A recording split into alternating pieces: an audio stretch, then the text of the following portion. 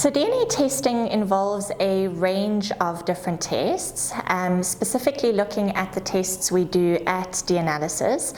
We are looking at specific variations in your DNA that would lead to a change in how an enzyme or a protein might function or might be formed that will then lead to a change in your phenotype. So those are all really big words, and I am going to explain in it a little bit more detail. With DNA, if you think of your DNA from maybe standard 8 biology, we have it looks like a twisted ladder. So it's a beautiful twisted helix. And if you think of every step of that ladder, it's made up of 2 base pairs. So every step as you're climbing that ladder has 2 base pairs. And on those 2 base pairs, you can think of them as letters, an A joined to a T and then a C joined to a G. So those 4 letters will make the code for everything that is in your body. What makes one person different from another is that that code is slightly different. And so when we have a code or a gene made up of those different combinations of letters, coding for a specific gene, for example, an enzyme in the detoxification of a medication, it's going to lead to an enzyme that is functioning optimally, or possibly if there is a variation in that gene, it's going to lead to an enzyme that might have faster metabolism or slower metabolism of a certain medication. And so what the DNA testing is that we do is we are extracting DNA from cheek cells, so it's a simple cheek swab that we use as the sample, and we extract that DNA and analyze that DNA for specific variations that will then tell us how certain enzymes are functioning, whether they're functioning optimally, too fast, or too slowly, and based on that, how are they related to responses to medications, possibly metabolizing things too quickly and leading to almost a decreased responsiveness or an increased risk of side effects for certain medications. And then also when it comes to the other spectrum of health, how do we respond to the environment? How do we respond to our lifestyle and dietary interventions? And that's what makes one person different to another when we're looking at certain requirements for nutrients, as well as just looking at responsiveness to our environment and what our optimal nutrition should be for our genes.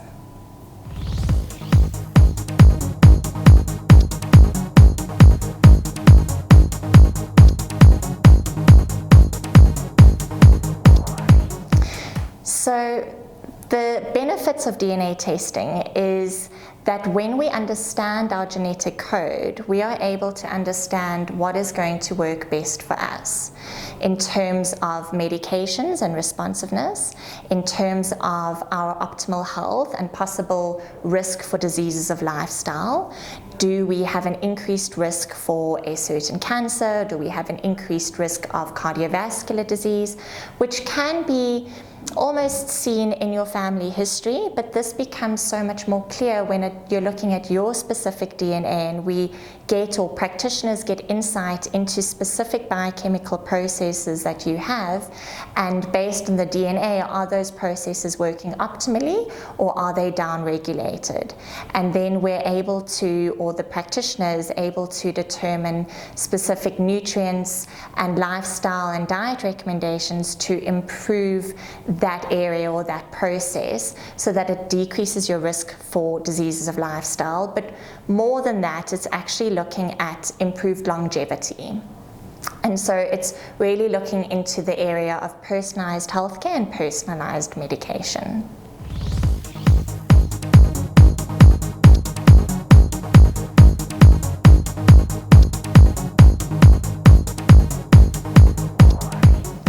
So at DNAlysis, we have a range of genetic tests that we look at. Based on the gene variations, we have compiled them into specific products, starting off with the pharmacogenomics test. This is where we are looking at over 60 variations in your genes that then code for certain enzymes that metabolize or have responsiveness to over 200 medications. This is the MyGeneRx test, and what this test will provide answers to is if you are on medications for either psychiatric, pain, or cardiovascular medications, how are you going to respond to that medication? So your doctor will be able to prescribe the best medication or the right medication for you at the right dose. And so that gives a lot of answers as to your possible side effects for medications or responsiveness, and based on that you're able to really get the best medication for you, decreasing risk of side effects, decreasing the time it takes to get to the right medication. As an example, you could have in psychiatric medications, they take a long time to actually start to work. And so really what would happen is a patient would go to a psychiatrist, get that medication, and then wait 6 weeks to come back to the psychiatrist and tell them whether it's working or not, or whether they're having side effects or not.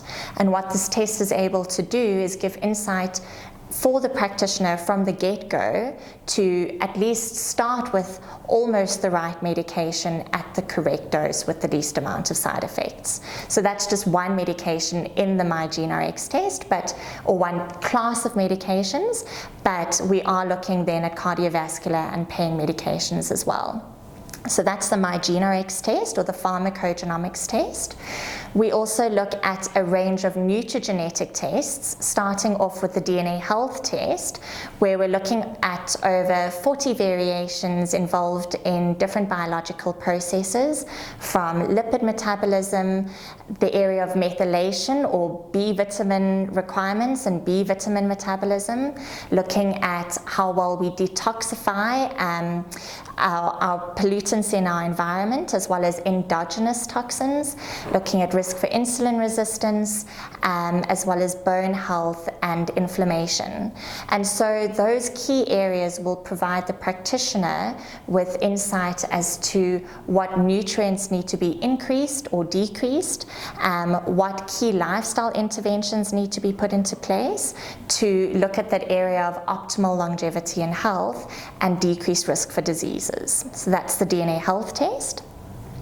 Then we have the DNA diet test, which is looking at genetic variations and weight management. So why do two people almost similar age, weight, lifestyle go on the same diet, and one loses weight beautifully and the other one really struggles? And that's particularly or very to a large majority based on one's genetic variations, where around 60% of one's ability to lose weight is based on these variations. And so your responsiveness to your diet is going to be based on this. And so understanding what works best for you in terms of whether it be a low carb diet, a Mediterranean style diet, or a low fat diet, as well as the amount of exercise required, and then also looking at eating behavior would all influence your ability to lose weight most optimally. Then moving on to DNA sport, which ties in really nicely both with DNA health and DNA diet, because DNA sport is looking at optimal performance potential. So we are looking at genetic variations involved in both injury risk and recovery time, and based on that risk or your ability to recover quite quickly after exercise, it's all going to contribute towards overall injury. And understanding those genetic variations, we can put interventions into place. We can almost start looking at really personalizing your training program just based on that. And then going further, we look at genetic variations based on sports performance, so power and endurance potential, and whether you would be more suited to power potential sports such as sprinting or high intensity exercises or quite strong weightlifting versus endurance potential sports, which is more long distance and aerobic activities.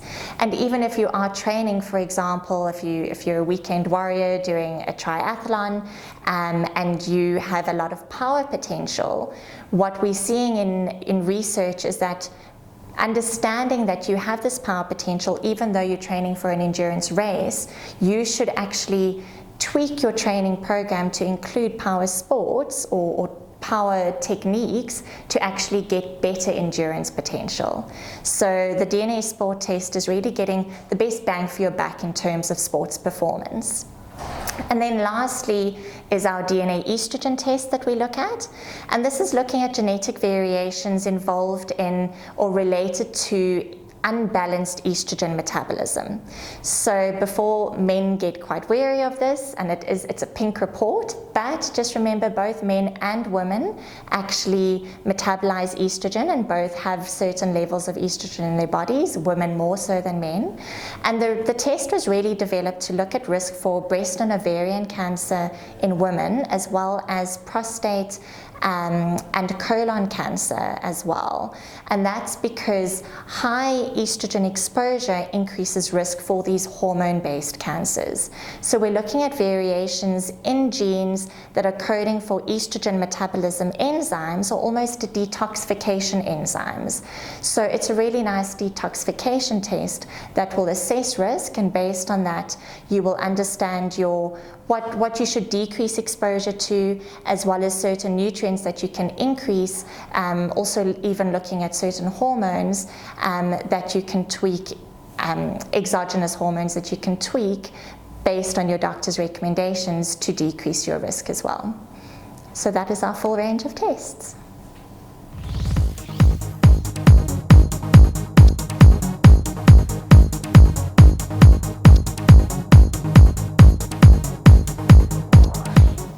So the process is really easy, it's non-invasive. We have a DNA test kit that looks like this. You will be able to get it from our accredited healthcare practitioners. So we do go through healthcare practitioners to get the tests done. And that is because, especially with the nutrigenetic tests, the DNA health, the DNA diet, the DNA sport, and the DNA estrogen, they require a certain level of interpretation over and above the just typical recommendations for health, because we're looking at the genetics on one side, but the practitioner also needs to take into account everything else that's going on. And so that is why we train up medical practitioners who already have their background, and then have this further level of expertise that they use. So they keep this DNA test kit in their practice, and it is really just a cheek swab that looks like an oversized ear buddy that you rub on so you just break the seal and you rub this on the inside of your cheek for 30 seconds each side, making sure that you haven't eaten or drunk anything for at least an hour beforehand. And that is to make sure that we are getting a good integrity sample, so that we get your results out nice and quickly in first time. So the swab is the sample collection, non-invasive and nice and easy. And then inside you will get, you will see that there is a sticker with a barcode on it that is actually matched to your consent form and order form. And so this is where we are guaranteeing your anonymity. And so the sticker is what we use, the DNA code is what we use, that is matched to your consent form. The sticker goes onto your swab with your details, and then just the consent form needs to be completed.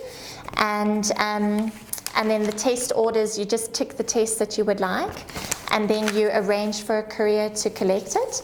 It reaches our lab, and by the time it's reached our lab, it takes 2 weeks to process. Then those results will be sent to your healthcare practitioner of choice, where you will get in contact with them, or they would get in contact with you, and they would go through the results with you.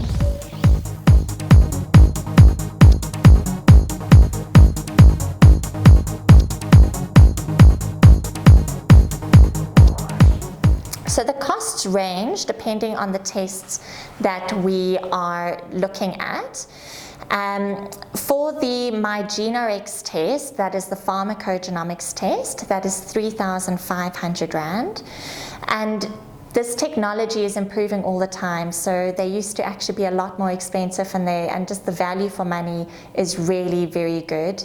So that's the MyGenoRx test at 3,500 Rand.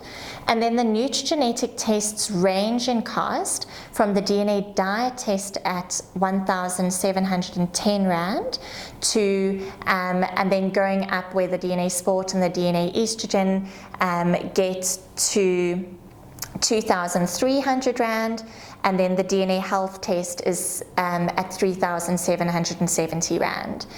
If you do combinations of tests, so if you do more than one nutrigenetic test, the cost does come down, and that's just because of the platform that we use in the laboratory. And then if you do the full comprehensive test range, so that includes all of your nutrigenetic tests as well as the pharmacogenomics MyGenoRx test, that comes to your total of 7,650 Rand. So you can see the more you do, almost the better value it becomes.